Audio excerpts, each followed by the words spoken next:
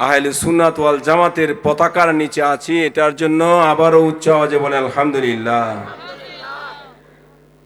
আমাদের দাদা হুজুর কেবলার স্মরণে আজকের এই মাহফিলে আসার বসার তৌফিক যে আল্লাহ তাবারক তাআলা দিয়েছেন, সে মহান প্রভুর দরবারে আবারও উচ্চ আওয়াজে বলে আলহামদুলিল্লাহ।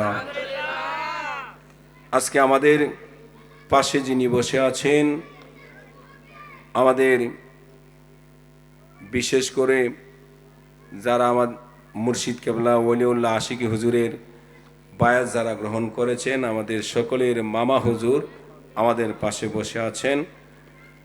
মামা হুজুর কেবলা উনার নেক নজর টাকার কারণে আজকের এই মাহফিল গত বছর থেকে অনুষ্ঠিত হয়েছে।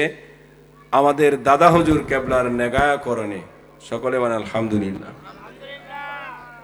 এই মাহফিল